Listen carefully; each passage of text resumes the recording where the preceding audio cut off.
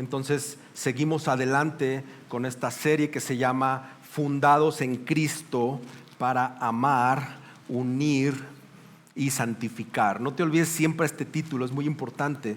Estamos fundados en Cristo, sobre la roca que es Cristo.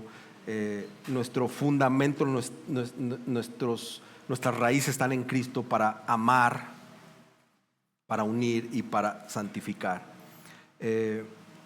Y vamos a comenzar el capítulo 10, los primeros 13 versículos, así que ve preparando tu Biblia y ponte de pie porque vamos a orar y leer la palabra de Dios, y lo hacemos de pie como un acto reverente a Él. Bendito Dios, te damos gracias porque nos amas. Gracias por esta bella iglesia, Señor. Gracias por las cosas que haces, Señor. Queremos pedirte en el nombre de Jesús que nos bendigas, escuchándote a través de tu palabra revelada en la Biblia. Señor, que tengamos un corazón humilde y sobre todo, Señor, que tengamos memoria de dónde nos has sacado. No permitas que nuestra arrogancia, nuestra soberbia, nuestro intelectualismo ensombrezca la obra del Espíritu en nosotros. Ayúdanos a ser más obedientes y sujetos a tu palabra, Dios. Y permite que lo que yo diga sea filtrado a la luz de las Escrituras, Señor. Espíritu Santo, te pido que hables a tu iglesia esta mañana. Y te lo pedimos en el nombre de Jesús. Amén. 1 Corintios 10, versículos del 1 al 13. Y esto dice la palabra de Dios, hermanos, por lo que siempre tenemos que estar agradecidos, porque el Señor nos habla a través de su palabra. Porque no quiero que ignoren, hermanos, que todos nuestros padres estuvieron bajo la nube y todos pasaron por el mar. En Moisés todos fueron bautizados en la nube y en el mar. Todos comieron el mismo alimento espiritual y todos bebieron la misma bebida espiritual, porque bebían de una roca espiritual que los seguía. La roca era Cristo. Sin embargo, Dios no se agradó de la mayor parte de ellos y por eso quedaron tendidos en el desierto. Estas cosas sucedieron como ejemplo para nosotros, a fin de que no codiciemos lo malo como ellos lo codiciaron. No sean pues idólatras como fueron algunos de ellos. Según está escrito, el pueblo se sentó a comer y a beber y se levantó a jugar. Ni forniquemos como algunos de ellos fornicaron y en un día cayeron 23,000. Ni provoquemos al Señor como algunos de ellos lo provocaron y fueron destruidos por las serpientes. Ni murmuren como algunos de ellos murmuraron y fueron destruidos por el destructor. Estas cosas le sucedieron como ejemplo y fueron escritas como enseñanza para nosotros, para quienes ha llegado el fin de los siglos. Por tanto, el que cree que está firme, tenga cuidado, no sea que se caiga. No les ha sobrevenido ninguna tentación que no sea común a los hombres. Fiel es Dios, que no permitirá que ustedes sean tentados más allá de lo que pueden soportar, sino que con la tentación proveerá también la vía de escape, a fin que puedan resistirla. Amén. Puedes tomar tu asiento.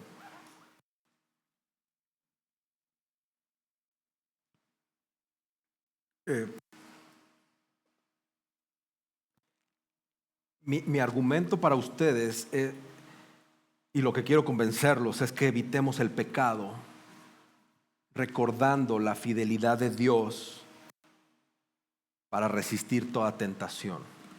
Evitemos el pecado, recordando la fidelidad de Dios para resistir toda tentación. Fue en 1948, en un discurso ante la Cámara de los Comunes, Winston Churchill dijo célebremente: aquellos que no aprenden de la historia están condenados a repetirla. aquellos que no aprenden de la historia están condenados a repetirla. Y todos aquí tenemos mucha historia, que si nos olvidamos de ella, y si no aprendimos de eso, estamos condenados a seguir cayendo en el mismo hoyo. Básicamente, podríamos pensar que Pablo está muy de acuerdo con esto. Yo no sé si Churchill se leyó su Biblia, ¿verdad? Pero es muy parecido lo que Pablo está advirtiendo en este pasaje. En 2 ocasiones dice, estas cosas sucedieron, estas cosas le sucedieron,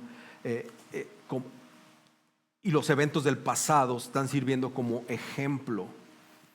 La historia del pueblo de Israel es para nosotros como plantillas, como formatos ya prehechos. Y esto es una advertencia para que no repitamos nuestra conducta pecaminosa que tuvo consecuencias devastadoras para aquel pueblo hebreo. ¿Recuerdas en los últimos capítulos del versículo 9, Pablo compara la vida cristiana con una carrera y habla de disciplina, de autocontrol, de llegar a la meta, y dice, todos en verdad corren, pero solo uno obtiene el premio. Y no se trataba de competir unos contra otros, sino de perseverar en la fe genuina para llegar a la meta. Entonces, con esto en mente, Pablo no es que esté cambiando de tema, más bien está llevando la idea de la historia de Israel para mostrarnos un ejemplo real y un ejemplo aleccionador para nosotros. Entonces, así como atletas corrieron o se prepararon, pues los israelitas también lo hicieron, y ellos también participaron de los privilegios de Dios, de las bendiciones de Dios. Primero, la nube con la presencia de Dios que los guió en el camino. Cruzaron el Mar Rojo, que fue dividido por Moisés y su vara mostrando el poder del Señor. Comieron maná del cielo, bebieron agua de una roca provista por Dios. Sin embargo, aquella generación que incluía a Moisés y Aarón, de esa generación solo Josué y Caleb entraron a la tierra prometida. ¿Y por qué? Pues porque a pesar de los milagros, a pesar de la constante provisión divina, el corazón de ese pueblo no confió en el Señor. Y en vez de adorar a Dios que los liberó, levantaron ídolos, se entregaron a la inmoralidad y se rebelaron contra la voluntad de Dios. Pablo está repitiendo en este pasaje 5 veces la palabra todos para subrayar un punto decisivo. Y es que los privilegios espirituales, por grandes que sean, mis amados hermanos, no garantiza la bendición de Dios si vivimos en desobediencia. Ser parte de la comunidad del pacto, de recibir señales visibles de la gracia y de haber experimentado milagros, para aquellos no fue suficiente, para estos israelitas. Pero si somos honestos, para nosotros tampoco es suficiente. Que nos identifiquemos con el pueblo de Dios y que participemos de las bendiciones visibles del Señor, esto no sustituye nuestra obediencia. Esto no sustituye tener una fe perseverante. Por eso esta advertencia es vital para nosotros esta mañana y para la iglesia en general, pero específicamente para nosotros hoy. Podemos tener años en la fe. Podemos participar de los sacramentos, la Santa Cena, ¿no? Podemos ver la mano de Dios en nuestra historia personal. Tenemos testimonios tan impresionantes y aún así tropezar si estamos olvidando que Dios nos sostiene. Entonces, hermanos, este pasaje no es que quiera desanimarnos, este pasaje quiere despertarnos. Y el Espíritu nos recuerda que esa misma roca que proveyó agua en el desierto era Cristo. Y que ese Cristo que está vivo hoy es nuestra única esperanza para poder perseverar. Entonces, amados hermanos, este mensaje es claro, es un mensaje urgente, contundente. Evitemos el pecado, recordando lo fiel que es Dios, y confiemos en Jesucristo para poder resistir las tentaciones. Cuando observamos la historia de Israel y vemos la gracia de Cristo, hemos aprendido, tal vez ya lo aprendiste o tal vez lo estás aprendiendo, que no basta con comenzar bien la carrera. Necesitamos depender cada día de la gracia del Señor, porque Él siempre nos está proveyendo una salida para aquellos que confiamos en Él.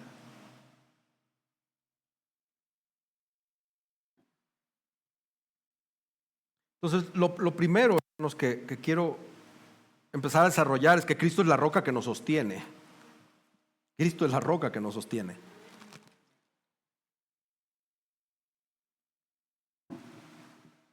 En estos primeros versículos, Pablo saca el libro de historia y nos empieza a dar una lección y empieza a tratar ciertos paralelismos entre Israel y la iglesia de Corinto.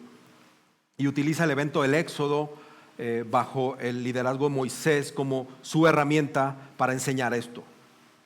El pueblo de Israel, así como nosotros los cristianos, experimentó bendiciones y experimentó privilegios extraordinarios de nuestro Dios. Hoy todos creo que podemos decir amén de todos los privilegios que el Señor nos muestra, que son visibles, que son tangibles. Pero solo que estas bendiciones pasadas pues no garantizaban y no garantizan que vamos a terminar la carrera exitosamente. Y lo primero es que estamos viendo la guía de Dios, o la mano de Dios guiando a su pueblo. Hermanos, nunca debemos olvidar las bendiciones y las bondades pasadas de Dios para con nosotros. Nunca. Tendemos a olvidarnos de dónde nos sacó el Señor. Vemos aquel éxodo de la esclavitud judía ante los egipcios. Eran esclavos de ellos. Y Pablo le dice, mire, todos nuestros padres estuvieron bajo la nube y todos pasaron por el mar.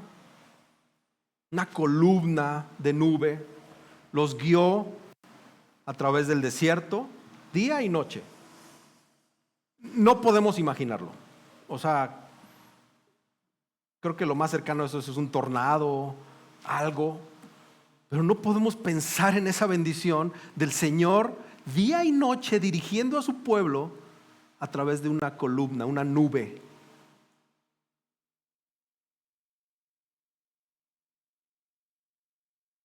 Dios estuvo con ellos paso a paso por ese camino. Ve lo que dice el Salmo 105:39.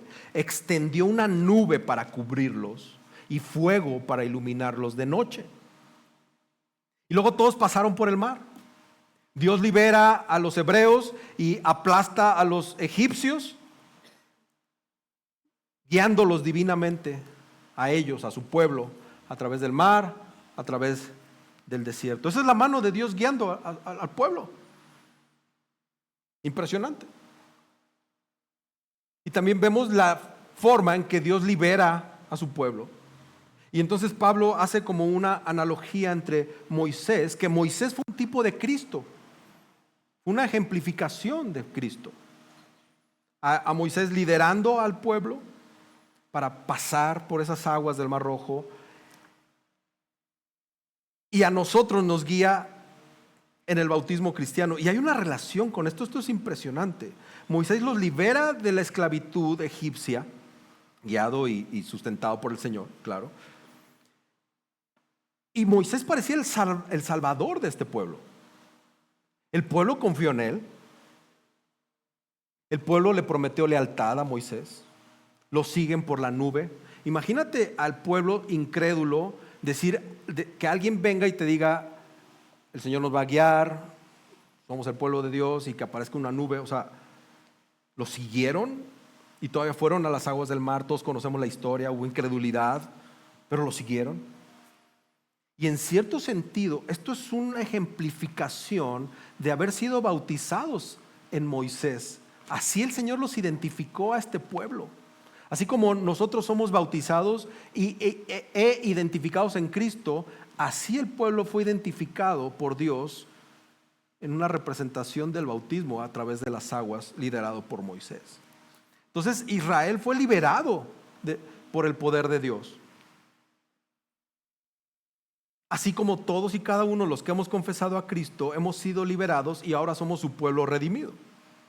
Israel se identifica con Moisés en su bautismo en el Mar Rojo, o en esta representación, pues no es que los haya bautizado, así como los corintios se identificaban con Cristo en un bautismo cristiano del que sí conocemos.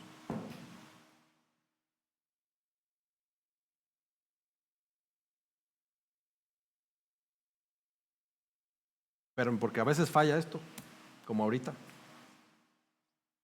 Ok.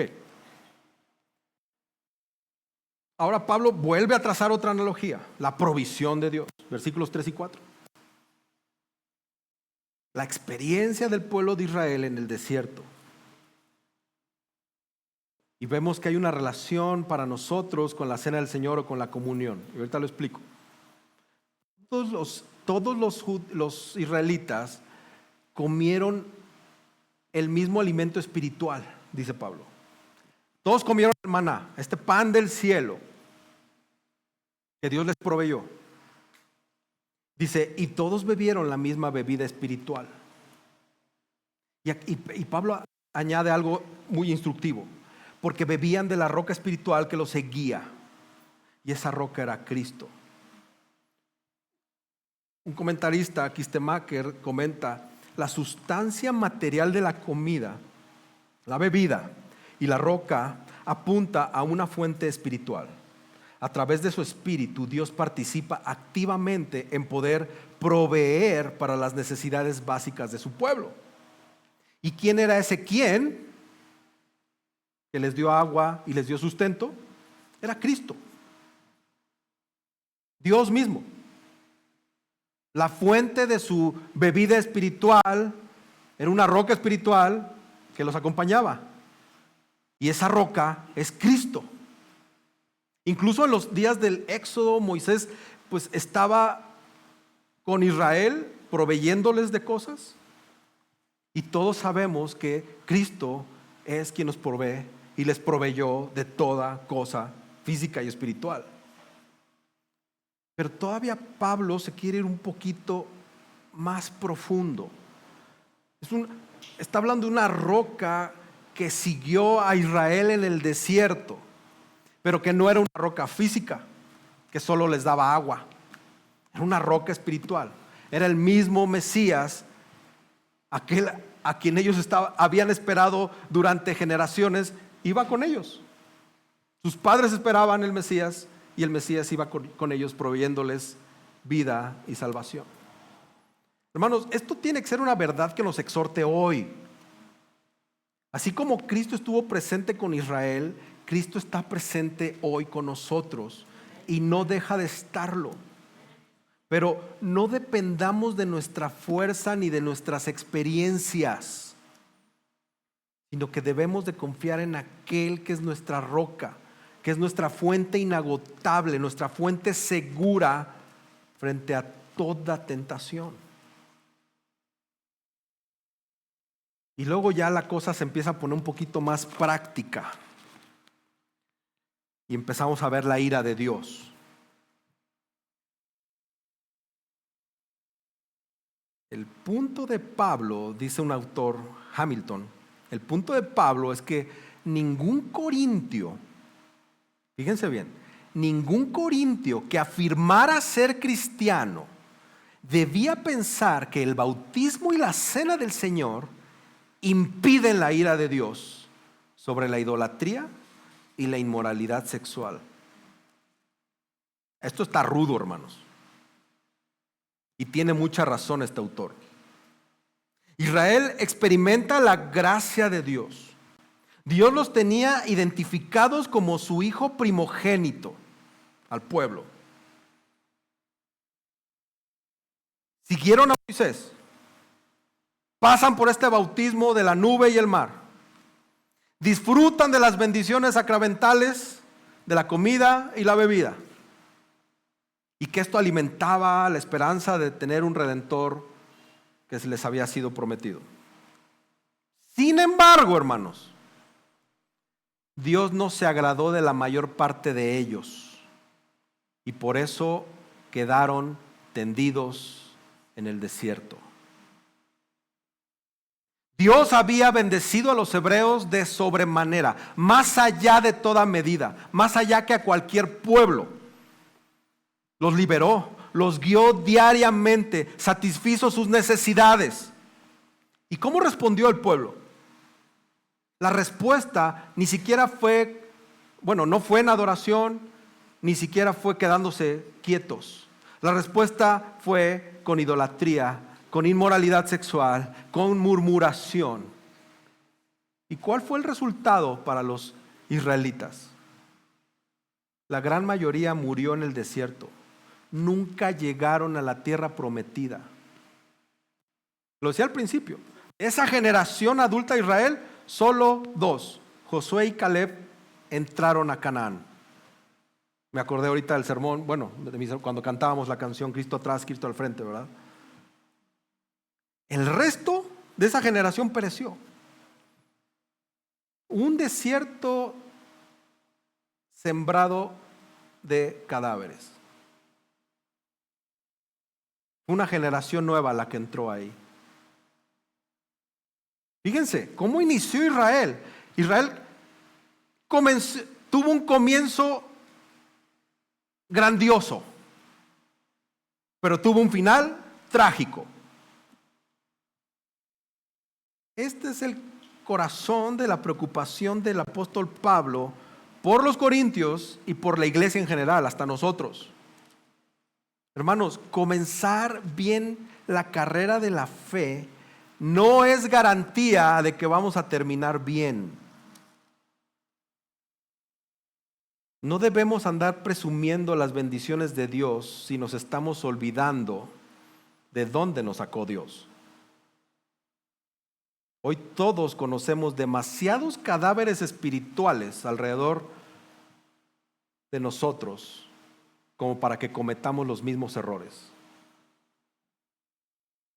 Recuerda, evitemos el pecado recordando la fidelidad de Dios para resistir toda tentación. Lo otro es que permanezcamos en Cristo, no en la idolatría. Mira, las bendiciones espirituales no nos aíslan del juicio, hermanos. Aguas. Pablo sigue con su lección de historia y empieza a poner ejemplos específicos extraídos del libro de Números que básicamente es de lo que está en estos 40 años que Israel estuvo en el desierto. Y Pablo cita eventos y cita pecados que fueron relevantes para los corintios en su contexto. Y hasta toca pues lo que ya habíamos predicado antes sobre los alimentos sacrificados a los ídolos en el capítulo 8. Contexto para los corintios. Pero yo te pregunto esta mañana, ¿qué pecados son relevantes para nosotros en nuestros contextos? ¿El relativismo? Sí, para nuestro contexto es muy relevante ese pecado. ¿El individualismo? También es un pecado relevante para nosotros en nuestro contexto.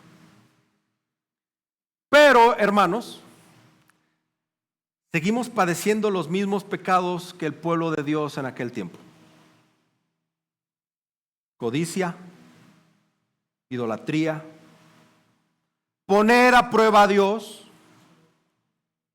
inmoralidad sexual y murmuración.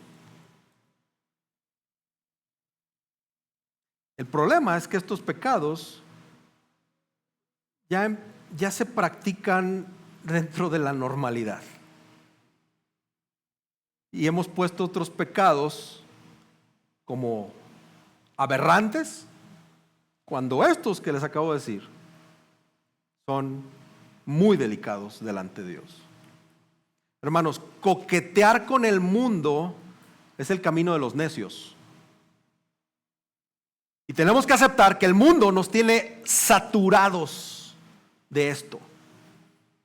Y lo peor, hermanos, es que estamos perdiendo la batalla ante estos pecados que hemos normalizado.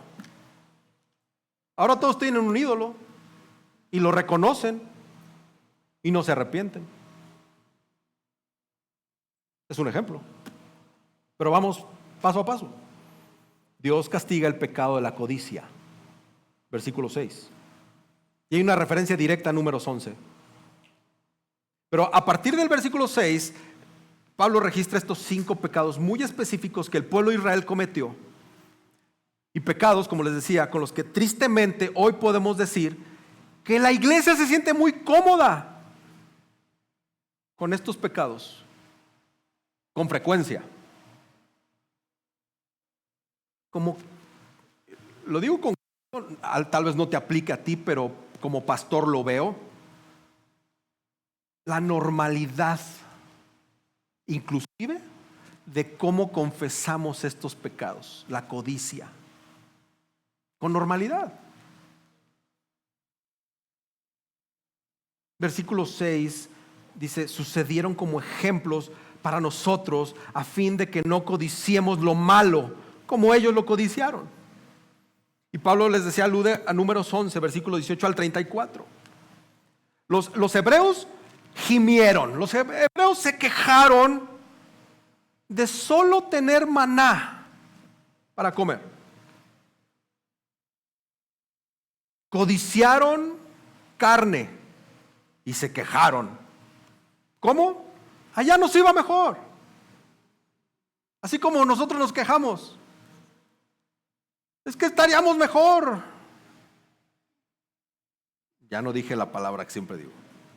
Estaríamos mejor. Somos nosotros. El plan de Dios para ese pueblo no era de su agrado. Así como nos quejamos de que el plan de Dios para nosotros, en nuestro contexto, luego no es de nuestro agrado. Y entonces Dios les responde con descontento y los abunda, los llena de codornices. El pueblo recoge las codornices y lo hizo con avaricia. Se atiborraron de carne, solo para que Dios los castigara con una gran plaga y por su codicia y su falta de confianza en Él. ¿Pueden ver las similitudes con nosotros?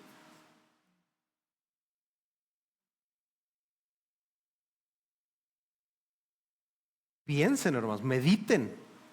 No importa si nos tardamos más, mediten lo que estoy diciendo. Cómo nos quejamos y cómo somos codiciosos. Ya no nos gusta lo que tenemos, pero lo que tenemos ahorita, estuvimos de rogones con Dios a que nos lo diera. Y ya que nos los da, nos duran 3 minutos el gusto. Y empezamos con nuestras wish list, nuestras listas de deseos de tu lugar de preferencia. Codicia. Codicia. El Salmo 106:14 lo apunta muy bien. Tuvieron apetitos desenfrenados en el desierto y tentaron a Dios en las soledades.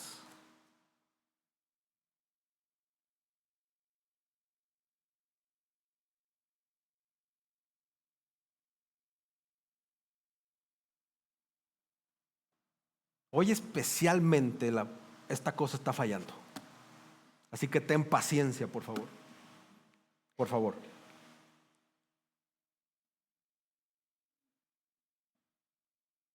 Hermanos, complacer nuestros malos deseos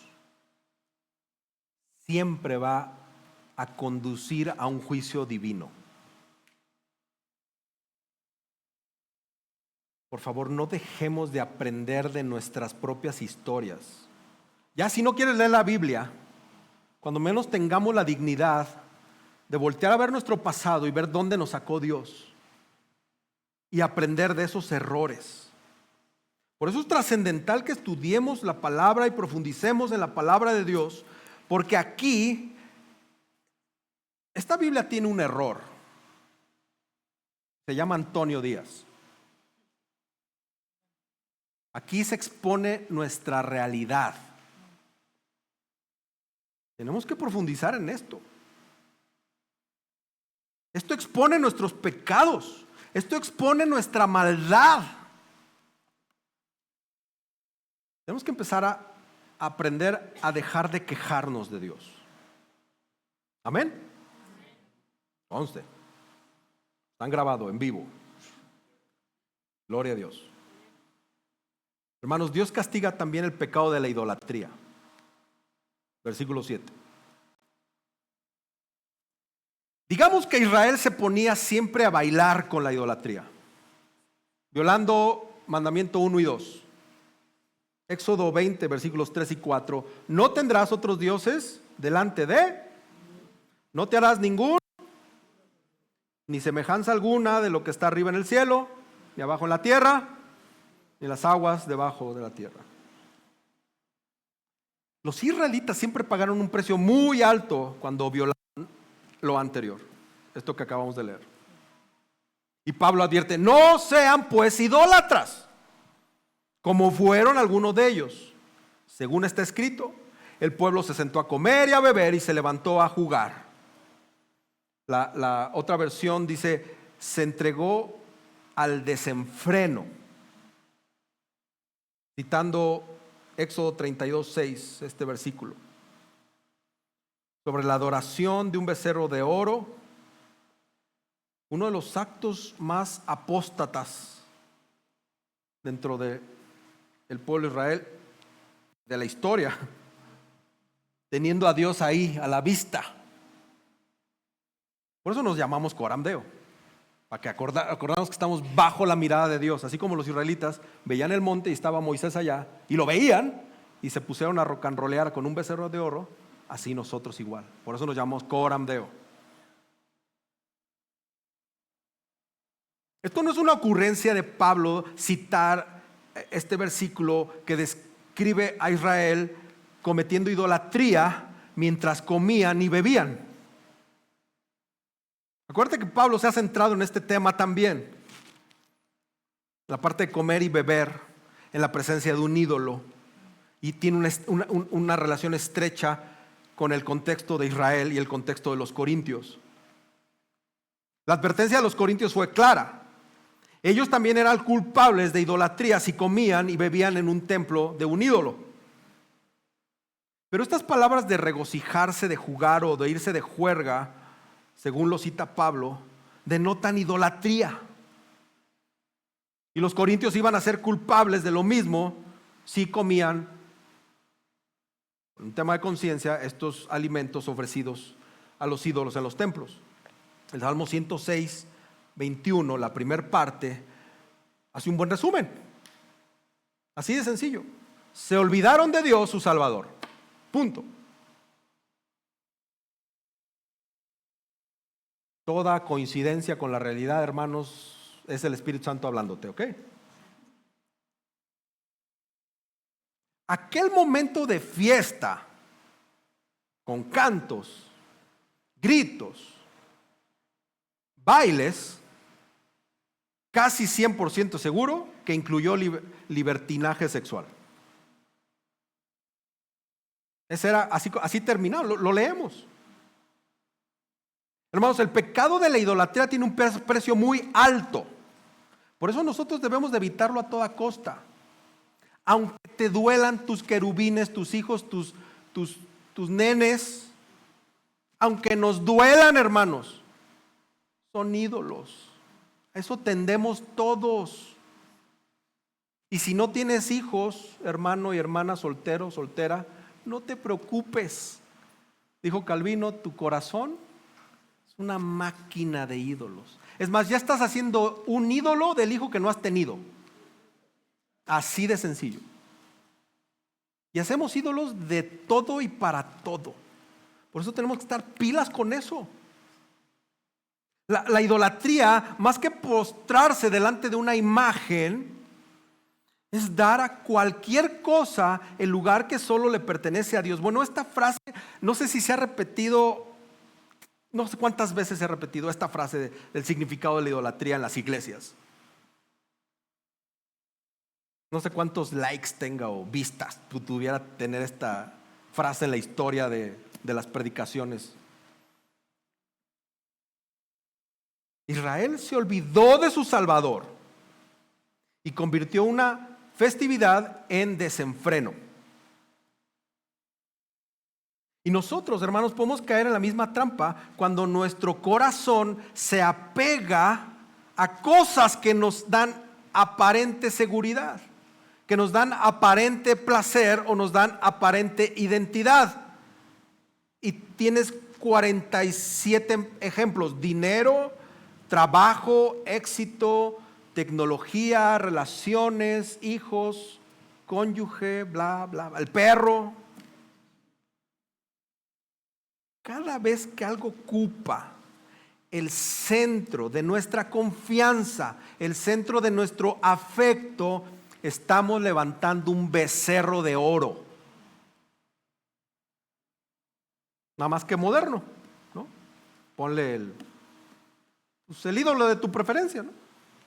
Becerrito de oro con el celular, un becerrito o becerrote de oro con el trabajo, con mi cuenta bancaria, mi Afore, no sé qué sea tu becerro de oro. Hermanos, Dios no toma a la ligera este pecado. Es algo muy serio, hermanos. Se los digo con conocimiento de causa. Yo hice ídolos a mis hijos. No había cosa más sagrada por encima de Dios que Alejandra y Santiago. Pero así como el Señor juzgó a Israel, el Señor me juzgó a mí. Y me los arrebató. Así de sencilla es la cosa. El Señor arrebata los ídolos, los arranca de raíz. Y no le importa si te duele. Te los arranca por tu bien. Por tu bien. Entonces, cuando son temas de idolatría, más vale dar 17 pasos atrás. No un pasito, no medio paso para hacerme el tonto de ya me estoy sacando este ídolo. No, hermanos. El Señor juzgó la idolatría de Israel. Y así como ellos, a nosotros nos está llamando a tener un corazón firme en Él. Entonces, hermanos, por favor, busquemos dónde estamos poniendo nuestro refugio, dónde estamos poniendo nuestra alegría. Analiza qué es lo que está desplazando a Cristo en tus decisiones. No sé, cambio de escuela. ¿Está Cristo presente? Cambio de carrera. ¿Está Cristo presente? En tu tiempo, voy a ver la tele, un capítulo, y son 4 horas. ¿Dónde está Cristo? En tu adoración, ¿qué adoras? Algo tenemos que estar adorando, hermanos. Fuimos creados para adorar. Esa es nuestra naturaleza, ser adoradores. Nada más analicemos si el Dios Trino es a quien nosotros adoramos en espíritu y en verdad, o nada más con una verborrea cristiana muy teológica reformada y no en espíritu y en verdad. Hermanos, tenemos que arrepentirnos hoy, ahorita mismo, ahí donde estás. No me tires de a loco. Si es tu caso, en serio, créeme que a nadie le va a molestar que te hinques y te arrepientas. Recordemos que Jesús es solo esa roca que nos da saciedad. Es la roca que nos sostiene. Tenemos que abandonar ídolos, por muy atractivos que parezcan. Y tenemos que volver nuestra fidelidad solo a nuestro Salvador, a Jesucristo. Hermanos, el pecado de la idolatría va a cobrar factura. Y es una factura muy grande. Es un precio muy alto el que se paga por idólatras. Y solo Cristo puede guardarnos de esto, hermanos. Amén. Amén. Que así sea. Que nos arrepintamos y abandonemos esto. Es mi oración para ustedes y para mí también. Ahora, Dios también castiga la inmoralidad sexual. Esto se empieza a poner así como que, caray. En el versículo 8 les llama a los corintios a no cometer inmoralidad sexual. Ya lo había hecho en el capítulo 6, ya lo predicamos, 6:18, que les dice, huyan de la fornicación. No sé si Pablo gritó así, pero creo que la intención de Pablo fue esa. Corre por tu vida.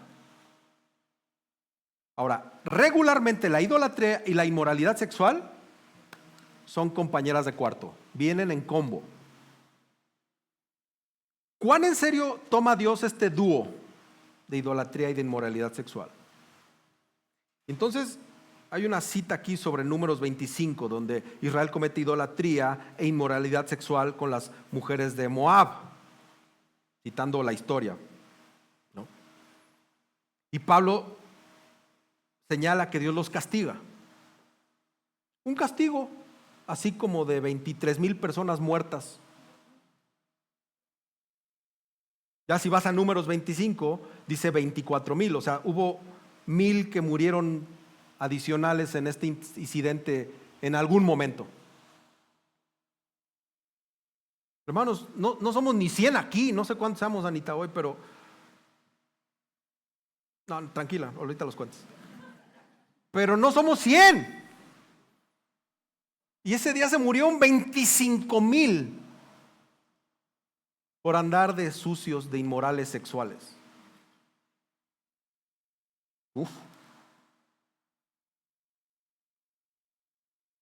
Dios no ignora, hermanos, el complacer nuestros malos deseos y la lujuria de la carne. Dios no ignora eso. Esos pecados traen cosecha amarga.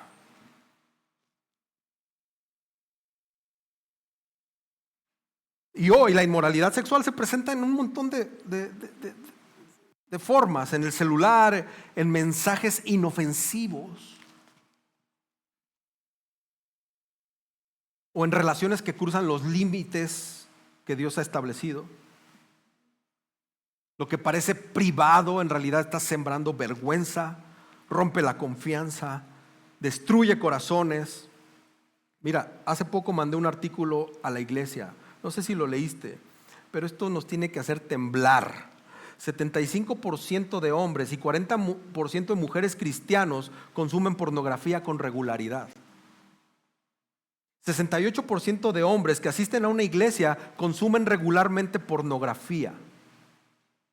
36% de jóvenes cristianos entre los 18 y hasta 30 años, que para mí ya no son jóvenes, consumen pornografía diario. Hermanos, tenemos que huir de toda relación o hábito que alimente la lujuria. Huir. Y hay que huir a Cristo. Tenemos que buscar a Cristo, porque Cristo es quien nos perdona. Cristo es quien nos da fuerza para poder vivir en pureza. No lo menosprecies, hermano. No digas, oh, qué impactantes declaraciones, qué porcentajes tan altos, y te quedes con eso. ¿Sabes? A mí me importa en lo más mínimo que publiquen una frase mía en Facebook. Si quieren los de media no volver a publicar algo que yo dije, en serio, háganlo, les ahorro chamba. A mí lo que me importa es que ustedes escuchen la voz de Dios, hermanos. Ustedes, los que están aquí, los que Dios trajo a esta iglesia. Y si esos porcentajes son reales, 75% de los hombres que están aquí consumen pornografía con regularidad. 40% de las hermanas que ustedes ven aquí consumen regularmente pornografía. 36% de los jóvenes que están aquí consumen pornografía a diario. Así tenemos que correr a Cristo, hermanos. Por favor, se los ruego. Lo otro que castiga al Señor es el pecado de tentar al Señor. Este es un poquito más, como que nos gusta mucho, ¿no? No es tan impactante para nosotros.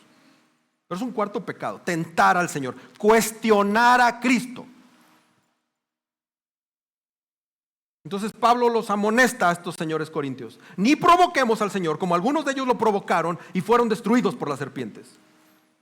Y sí, Israel tentó a Cristo, hermanos, quien estaba con ellos ahí dándoles múltiples bendiciones y ocasiones. No pienses que Cristo no estuvo presente en toda la historia del pueblo de Israel, Ahí estaba Cristo, como está aquí ahorita. Entonces Pablo voltea a Números 21, donde el pueblo se impacientó. ¿Quién es impaciente de aquí? El pueblo se impacientó en su viaje por el desierto y habló contra Dios y habló contra Moisés. ¿Qué hace Dios? Dios los castiga enviándoles serpientes abrasadoras, mordedoras, así, ¿sí? Serpientes gachas, y los mató, los mordieron. Murió mucha gente en Israel por las mordeduras de serpientes. Y estás tentado a decir: bueno, esos eran los espectáculos que se aventaba el Señor allá. Hoy no creo que vaya a morderme una serpiente. Hermano, con todo respeto, puedes pensar lo que tú gustes, ¿verdad? Pero yo sí creo que el Señor puede no enviarte serpientes. O sí, ¿no? Pero puede enviarte otra cosa. Y yo sé que somos de Él. Y va a decir: ¿sabes qué? Prefiero que dejes de pecar. Prefiero que dejes de dar mal testimonio mío. Ya mejor te llevo conmigo. Ya. Estás haciendo el osote y me estás haciendo quedar mal. Mejor ven conmigo. Vemos un problema en la comida aquí presente también. Israel lo que quería era volver a Egipto. Y los corintios querían volver a comer en los templos paganos. Ambos escenarios de deshonra para Dios. Ambos escenarios donde las personas ignoran lo que es mejor para ellos, pensando que otros les pueden dar algo mejor. Situaciones donde dan cabida a los ídolos, a dioses paganos. En ambas situaciones, tanto en Israel como en Corintio, inclusive con nosotros, en aquellas ocasiones el pueblo tentó a Cristo, quien es Dios mismo. Así como nosotros tentamos a Dios mismo.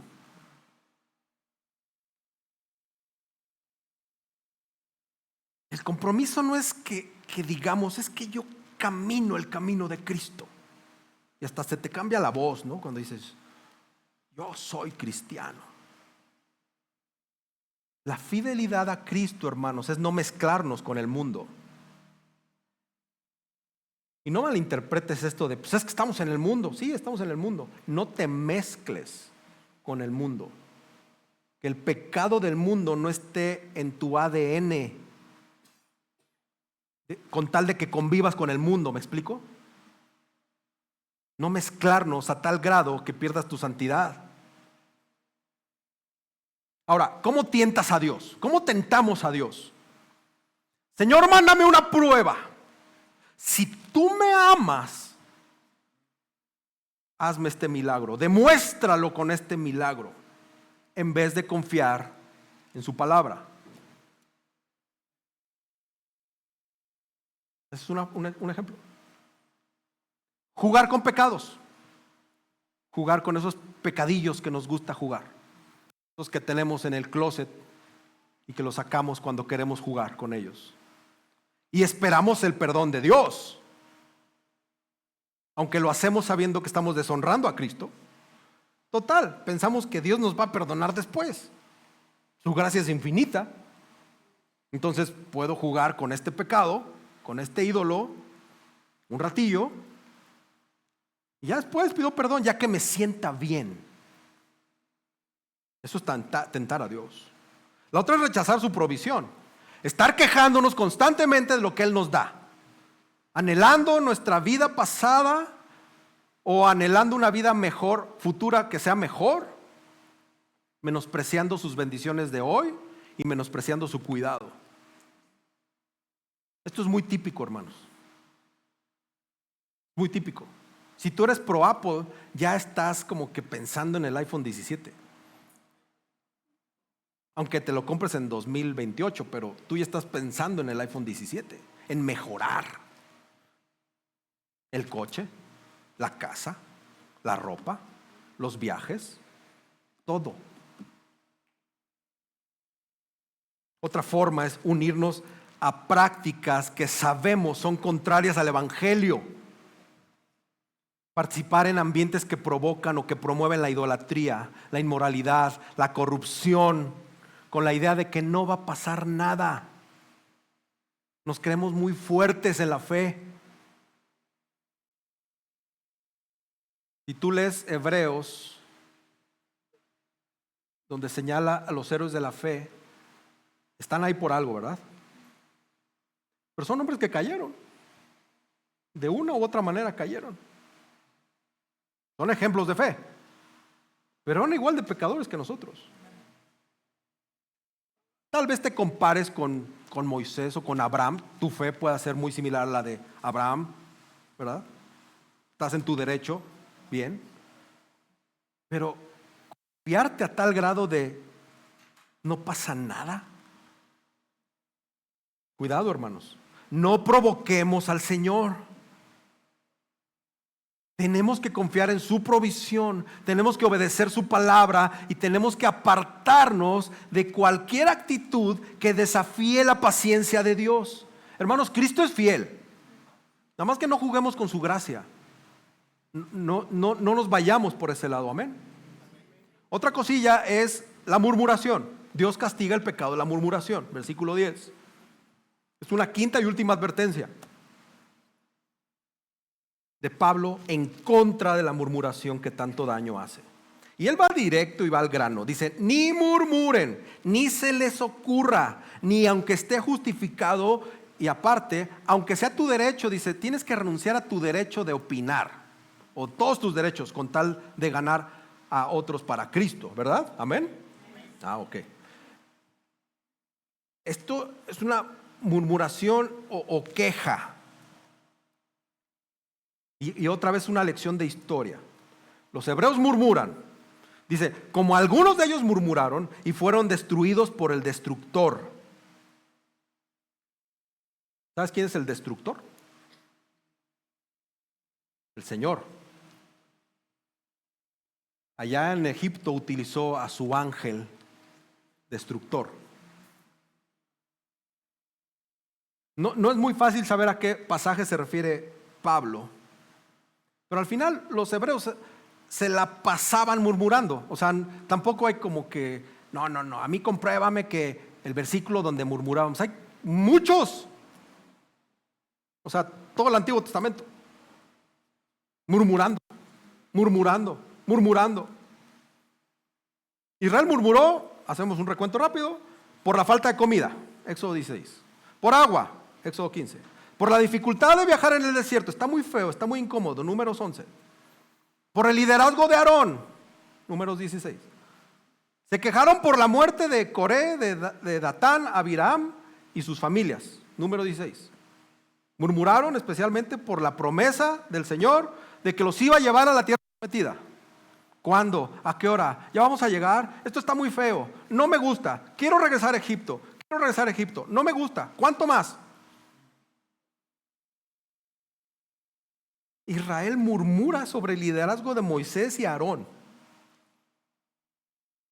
Israel, el pueblo, murmura sobre Moisés y Aarón. Y el Señor decide matar a 14,700 personas con una plaga por murmuradores. Eso es disciplina expedita, puntual. Y ¿Y por qué Pablo está mencionando las quejas? Porque seguramente los corintios se quejaban sobre la prohibición de haberles dicho que comieran en templos paganos la instrucción de Pablo. Tenemos que aprender y recordar la historia, hermanos. Yo puedo decir que yo tengo líderes piadosos para mi bien. Y a veces no me gustan los consejos que me da Carlos, el pastor Carlos, perdón. No me agrada a veces mucho lo que me dice el pastor Helman. Pero sé que son hombres piadosos que Dios puso enfrente de mí para yo someterme a su liderazgo.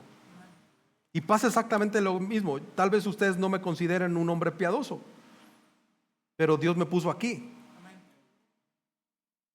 Entonces quizá deberíamos escuchar más en medio de esas quejas en medio de esas quejas que tenemos, y empezar a quejarnos menos. Entonces tenemos que aprender a no quejarnos. En nuestra familia, cuando con amargura criticamos a nuestra esposa o a nuestro cónyuge, a nuestros hijos, a nuestros padres, y generamos ahí una amargura, en vez de orar, en vez de dialogar, y estamos haciendo exactamente lo mismo que Israel hizo con Moisés. Lo que tenemos que hacer es recordar la fidelidad de Dios que sostiene nuestro hogar. El Señor tiene un cuidado constante, nos libra de todas las cosas. Y el Señor nos llama a que edifiquemos con nuestra boca. Si nuestras palabras no van a edificar, dice, cállate, no opines. No es que tengas derecho, sí tienes derecho a opinar, pero Santiago dice, mira, no sé cómo hacerlo 20 veces. Callarnos, cerrar con un cierre, cosernos la boca. En el kinder cantábamos el candadito, ¿verdad? Pues el candadito no sirve, hermano. Necesitamos que nos solden la boca con soldadura de esa industrial, y de una vez radioactiva para que se nos seque la boca. Somos filosos con nuestra lengua. Todos, me incluyo, todos. O en la iglesia, cuando empezamos a hablar a las espaldas de nuestro pastor, de nuestros líderes, de los coordinadores de ministerio, es que yo podría acomodar mejor las sillas, sin buscar una edificación. Total, si la silla está chuequita y estás viendo más a eso que a mí, no importa, la acomodas tú. Y al otro domingo te vienes a las 8 de la mañana y dices, hermano, ¿te puedo ayudar a acomodarlas? Soy técnico en acomodo de sillas. Y las acomodas. Y ya. No, es que pastor, deberíamos hacer esto, deberíamos hacer lo otro. Ok, ¿cuándo empiezas?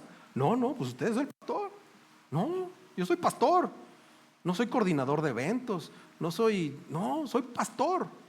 Yo tengo que predicar, tengo que orar por ustedes, apacentarlos. Me encargó el Señor Jesús. Dios, se oye feo, pero Dios me puso para su bien, pues así de feote. Dios me puso aquí para ustedes, para ser su líder. Y espero que haya más pronto. La fidelidad de Dios nos ayuda a resistir el impulso de murmurar, hermanos. Porque al final nuestro verdadero y único pastor y líder es Cristo, y Él no falla. Entonces yo y ustedes descansamos en nuestro pastor principal, que se llama Jesucristo. Y Él es el que dirige todo, a pesar de mis errores y de los suyos. Porque Él prometió que iba a edificar esto. Es una promesa de Él, y sus promesas no fallan.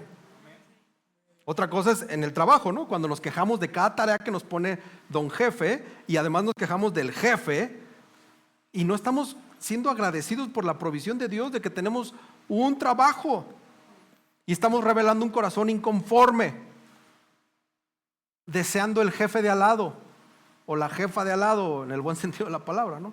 Deseando tener otro jefe, porque el que tú me diste, Señor, es bien gachote. Hay cansancio, hay injusticias en los trabajos que pueden parecer insoportables, pero entonces tenemos que tener la mirada puesta en Cristo, que es nuestro autor y consumador de nuestra fe, y poner nuestra confianza en Él diario. Su fidelidad nos garantiza, hermanos, que no nos va a faltar lo necesario hoy. Entonces, si no es en ese trabajo, es en otro. En nuestra vida diaria, hermanos, cuando empezamos a evaluar desde el punto de vista de lo que merezco y no desde la gracia que ya hemos recibido en Cristo, y empezamos a sembrar ese veneno de la murmuración.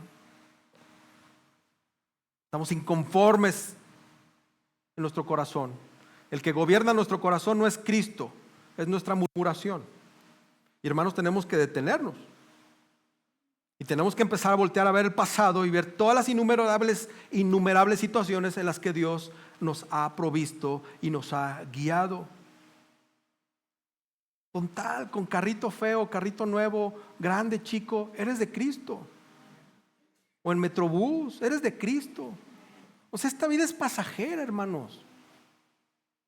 Mira, un día te vas a jubilar y ya no vas a andar en el metro. ¿Y cuánto dura eso? ¿40 años andando en el metro? Es nada. Es metro. No estás en el desierto como el pueblo de Israel. Estás en el metro. Apretaditos, bien acomodaditos, todos así. Y llegas a tu casa. Pero tendemos a abrir la bocota y a quejarnos, a murmurar delante del Señor. No se diga con otros hermanos. Hermanos, la murmuración, ya lo he dicho muchas veces, la murmuración no es un ahogo inocente. No es de que, es que me tenía que desahogar, hermano. No. Es una acusación contra la sabiduría de Dios. Total, creemos que Cristo es el pastor de esta iglesia, ¿no? Creemos que Cristo es nuestro pastor y nos puso donde estamos, en nuestra casa, en nuestro trabajo, con lo que tengamos o lo que nos falte. Entonces, ¿se equivocó Dios? Él está mal, porque nos tiene en este suplicio. Pastor, vivo en un departamento de 150 metros cuadrados. Oye, hay unos que viven en el de 60. Y el de 60 dice, pastor, vivo en un departamento de 60 metros cuadrados. Y se le olvida que la muchachita que te hace la limpieza vive en un cuarto compartido con 16 personas. ¿Qué tan parecidos somos a los hebreos, verdad? Bien parecidos. Tenemos que aprender de ellos, hermanos. Mira, o velo de la otra manera. La murmuración constante, la queja constante atrae como imán de esos que levantan carros, así, atrae la disciplina. Creo que esto puede ayudarte mejor. Tú dices, el Señor, porque sabes que esos imanes los prenden, ¿verdad? Están apagados y está así la cosa. Tú dices, si el Señor prende el imán para que te atraiga a su disciplina. Pero lo bueno de esto, hermanos, es que la gratitud al Señor nos da paz, nos pone en un camino de paz en Él. Entonces, hermanos, dejemos la queja. Tenemos que empezar a abrazar la gratitud y confiemos en que Cristo nos guía para nuestro bien.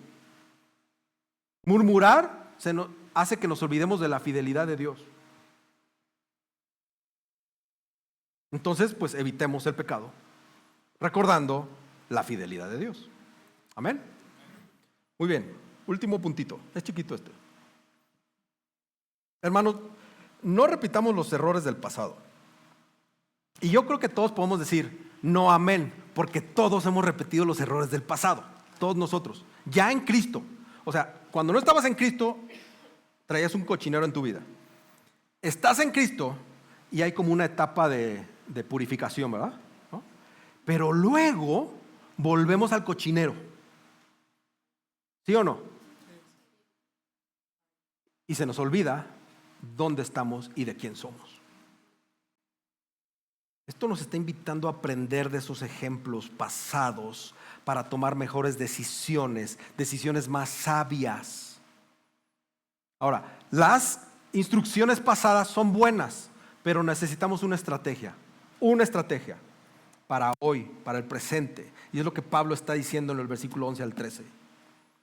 Escuchen, Pablo nos está recordando nuestra susceptibilidad al mal, a olvidarnos del pasado. Y dice estas cosas, o sea, estos eventos del Antiguo Testamento le sucedieron a esos como ejemplos para ustedes. Lo decía hace rato, todo eso son como plantillas de conocimiento para nosotros. Es decir, ahí voy a sacar la plantilla de la idolatría. Y sacas la plantilla y dices, me la voy a poner para ver cómo eran idólatras aquellos. Y entonces yo ya no soy idólatra. Por eso está la Biblia, por eso tienes que leerla, aunque no te guste leer, pues, ni modo. O audiobiblia también, mientras no te distraigas. Y empiezas a ver en qué cayeron, cómo se quejaban. Se quejaban de sus pastores. A ver, yo quiero ver cómo no quejarme. No, pues aguántate porque murieron 14,700. No, aquí está. Ya entendí, Señor. Gracias. Oras, te arrepientes y no lo haces. Y si lo vas a hacer, te callas, te guardas, te frenas. Dice, fueron escritas como enseñanzas para nosotros. Si los corintios debían aprender estas valiosas lecciones, pues nosotros también. Pero hay algo único en nosotros. Desde la venida de Jesucristo ha amanecido una nueva era, hermanos. Es un nuevo amanecer. Dice, para quienes han llegado los fines de los siglos. Los últimos días o los días últimos comenzaron con la venida de Cristo, su primer venida. Y esa consumación, ese clímax espera su momento glorioso cuando Él vuelva de nuevo. Y dice Pablo, bueno, por tanto, pues el que cree que está firme, tenga cuidado, no sea que se vaya a caer. Es como si el Espíritu Santo nos dijera ahorita, mira, no seas ingenuo, no seas confiadote, no estás exento, puedes caerte de boca tan fácil como cualquier otro. El orgullo, hermanos, fue un problema muy serio para los israelíes, o israelitas, o hebreos, o el pueblo judío, o tú quieras. Pero estamos igual. Mostrarnos los sabelotodos es necio, es peligroso. Entonces tenemos que tener cuidado y estar atentos a eso. Hermanos, es Dios quien nos mantiene de pie. No es tu sapiencia, no es tu experiencia en el trabajo, en las finanzas, en la vida.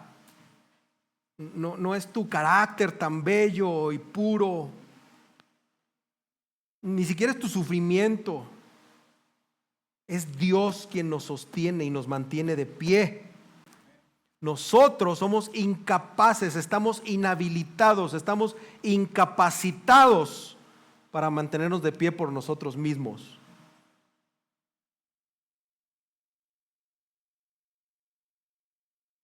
La fe, hermanos, no es un adorno. No es un moñito que te puso el Señor aquí o una corbata que te puso el Señor Jesús. Que te la pones el domingo y te la quitas y te la pones hasta que le des la vuelta a las otras corbatas que tienes. La fe es un don vivo de Dios y se tiene que ejercitar. ¿Ves la relación con el capítulo pasado? Pedro mismo, después de que Jesús oró por él, lo niega 3 veces. Pedro. Y no porque Jesús fallara, sino porque Pedro creyó en su propia fuerza. Se sintió él muy, soy el apóstol Pedro. O sea, el Señor Jesús me dijo a mí que yo apaciente a las ovejas. Soy Pedro. Ahora dígame, don Pedro. Y cayó.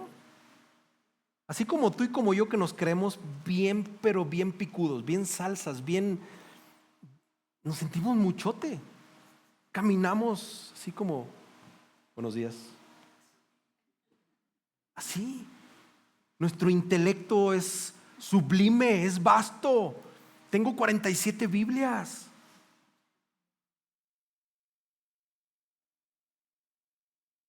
aguas. Porque estar de pie significa depender completamente de Cristo. Tener las manos limpias, tener un corazón puro. Eso dice el Salmo 24, luego lo lees. Porque caer no es simplemente tropezar, hermanos. Aguas. Total, Dios me perdona. Caer no es simplemente tropezar. Caer es rechazar la gracia de Dios. Eso hizo Israel menospreciando el maná y se rebeló contra el liderazgo que Dios les había dado. Gracias a Dios brilla la buena noticia de que Dios jamás va a abandonar a los suyos, a los que descansan en Jesús.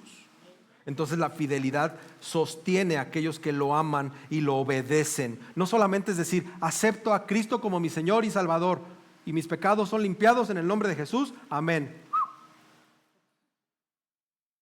¿Y tu obediencia? ¿Cuándo vas a obedecer? ¿Cuándo te vas a sujetar a la palabra? ¿Cuándo? Entonces esa oración no tiene absolutamente valor si tú no pones tu confianza plena en Jesús y no obedeces a Jesús. Y entonces vas a andar tropezándote, como cuando el cuarto está apagado y no traes lentes y te empiezas a pegar por todos lados. Proverbios 16:18 dice: la soberbia precede al fracaso, la arrogancia anticipa la caída. Y luego hay una promesa y en el versículo 13, después de haber tenido una advertencia en el 12, en el 13 se nos da una promesa y dice: no les ha sobrevenido ninguna tentación que no sea común a los hombres. Tus tentaciones de no confiar en Dios no son nuevas, hermanos. Por eso no te creas el muy. Esto ya le pasó a miles de personas en la historia de la humanidad. A miles. No eres el único que les dices: pero ¿por qué a mí, Señor, esta prueba? Yo, ¿no? Ya alguien más tuvo cáncer. A alguien más se le murió su mamá. A alguien más le pusieron el cuerno. A alguien más, o sea, no eres el único. Y en esta iglesia habemos muchos con este tipo de experiencias. Y por eso el Señor nos puso aquí, para edificarnos en Cristo unos y otros.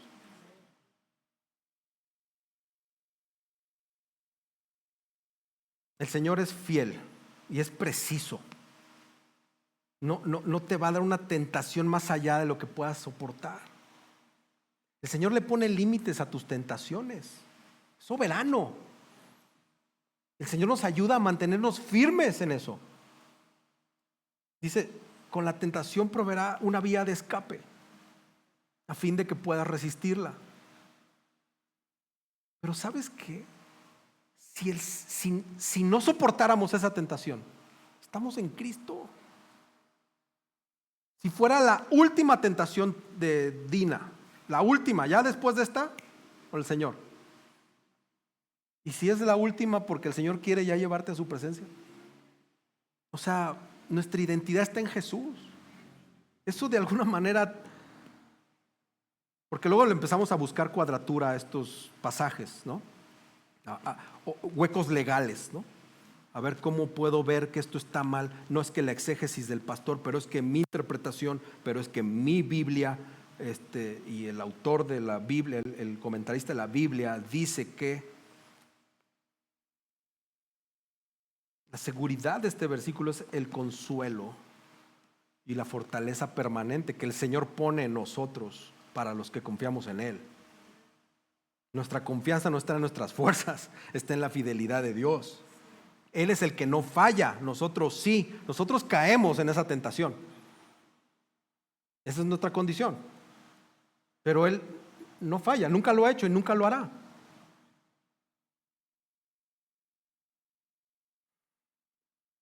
Solo quiero decir finalmente que, hermanos, no basta con haber comenzado bien la carrera de la fe. Necesitamos perseverar en la obediencia y en la confianza diaria en Cristo. El camino no es confiar en tu fuerza. El camino no es confiar en tus años de Cristo. El camino no es que un día fuiste pastor o un día fuiste predicador o tú eras un discipulador o tú es que yo soy de los que aparecen aquí al inicio como comentarista de la Biblia. Ese no es tu camino. El camino para nosotros hoy es Jesucristo.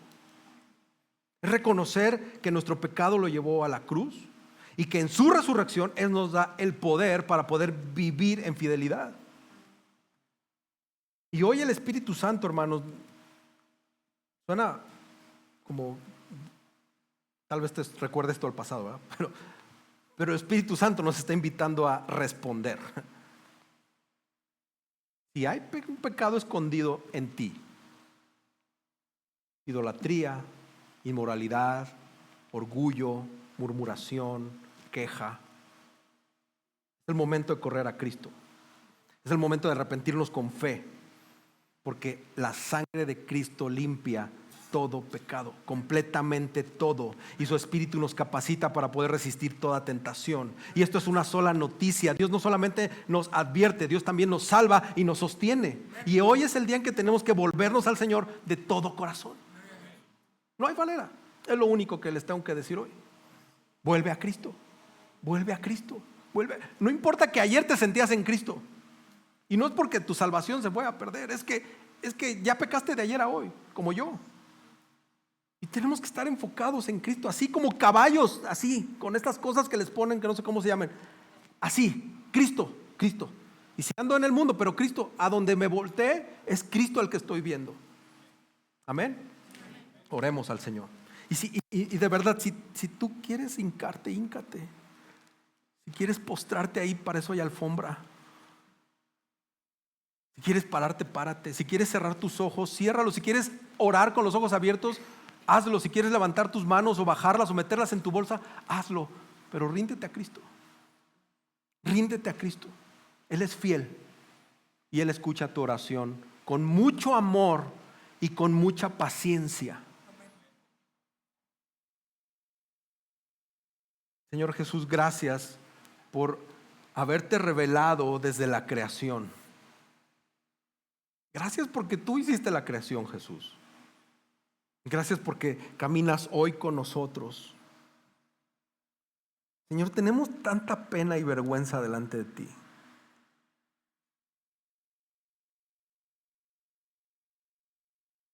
Señor, tenemos que reconocer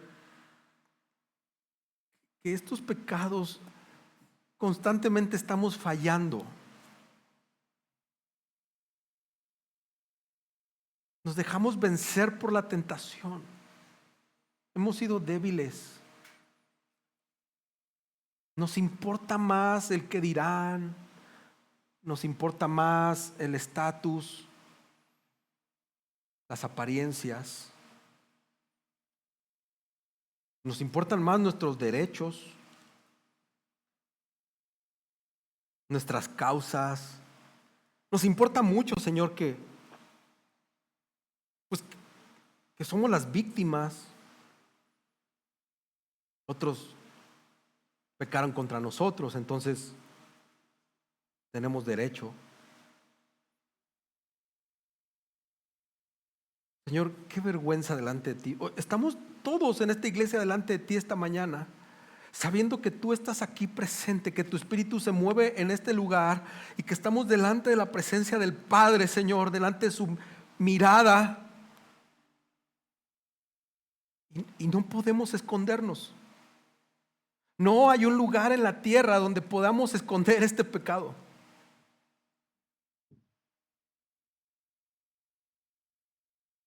Señor, gracias por Jesús.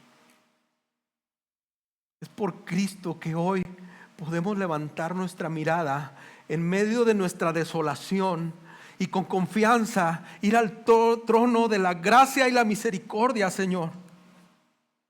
Y decir, oh Señor, perdóname. No soy digno de ti. Hay miles de mejores pastores que yo. Hay miles de mejores ovejas que estos. Perdónanos.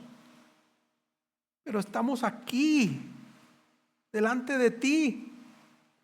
Y tú nos quieres tener aquí. Y a pesar de nuestros errores, tú te glorificas en medio de nuestras debilidades. Y tu nombre sigue siendo glorificado y exaltado conforme pasan los años, no importando quiénes somos o qué hacemos. Señor, reconocemos que muchas veces vamos en nuestras fuerzas. A pesar de que nos adviertes en tu palabra, nos adviertes mediante el Espíritu Santo en nosotros, nos adviertes ante el consejo de otros, y decidimos coquetear con el pecado. Queremos manipular el pecado, queremos buscar un equilibrio entre nuestro pecado y tu palabra. Total, que un día nos perdonas.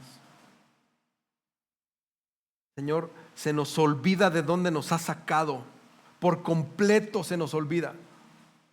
Se nos olvidan las innumerables muestras de tu gracia que nos ha sostenido. Y en nosotros podemos ver arrogancia, podemos ver soberbia, Señor. Gracias por tu Hijo. Gracias porque a pesar de nosotros, tú nos amaste por Cristo.